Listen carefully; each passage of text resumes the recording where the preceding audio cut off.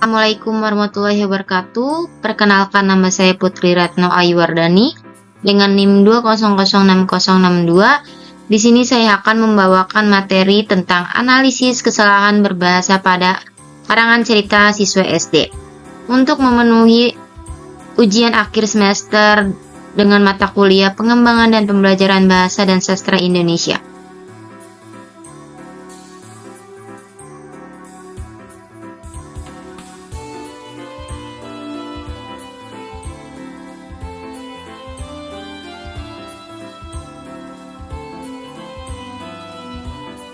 Baik, selanjutnya di sini saya menggunakan analisis kesalahan berbahasa dalam tatanan penggunaan kata non baku.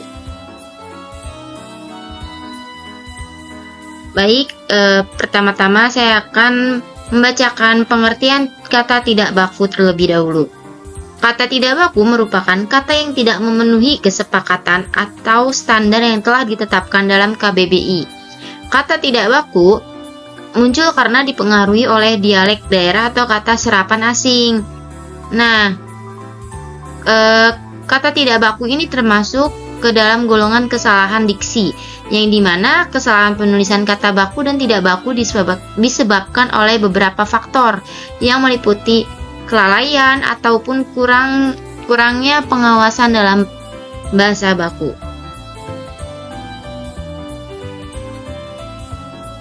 Baik, di sini ada ciri-ciri kata tidak baku. Di sini ciri-ciri kata tidak baku terdapat ada 6. Yang pertama itu bentuknya mudah berubah-ubah. Yang kedua dipengaruhi bahasa daerah. Yang ketiga dipengaruhi bahasa asing.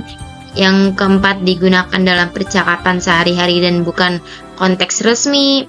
Selanjutnya ada memiliki arti yang sama dengan bahasa baku. Kemudian yang terakhir ada juga tidak ditemukannya salam pencarian di KBBI sendiri.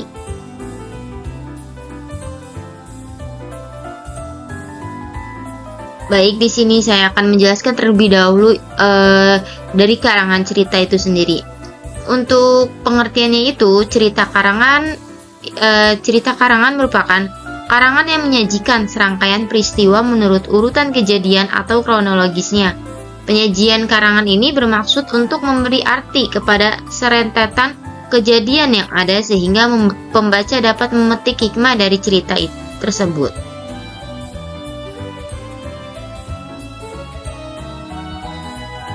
Baik, di sini ada beberapa dari yang saya ambil analisis kesalahan berbahasa dalam tataran penggunaan kata non baku. Kenapa saya menggunakan analisis kesalahan berbahasa dalam tataran penggunaan kata non baku? Dikarenakan dalam tataran ini terdapat banyak perakiraan lawan kesalahannya yang terdapat di karangan siswa SD itu sendiri. Yang pertama ada telur asin. Telur asin ini penggunaan kata telur dalam KBBI termasuk kata tidak baku.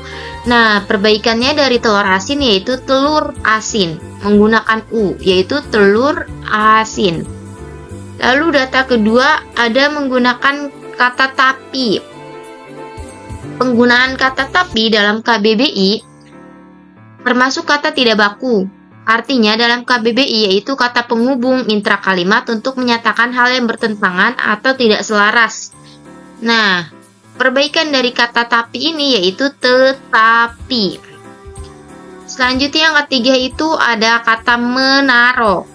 Nah, kata menaruh ini juga tidak terdapat di KBBI, yang artinya termasuk kata tidak baku. Perbaikan dari kata menaruh yaitu menaruh. Selanjutnya ada juga kata sampai. Itu penggunaan kata sampai.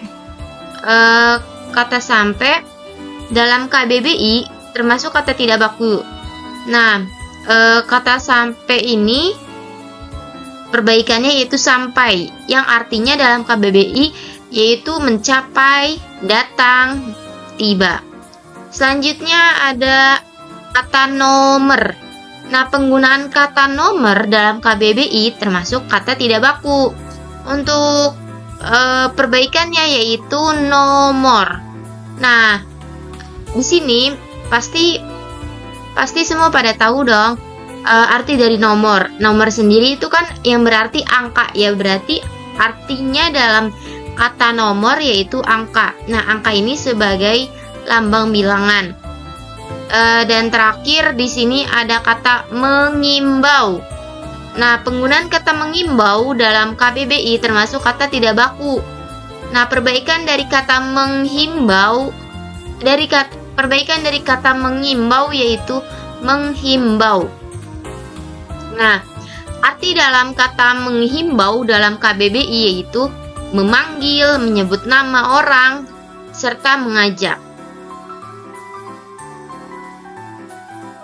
Baik, sekian dari saya, itu saja yang saya sampaikan, kurang lebihnya mohon maaf. Wassalamualaikum warahmatullahi wabarakatuh.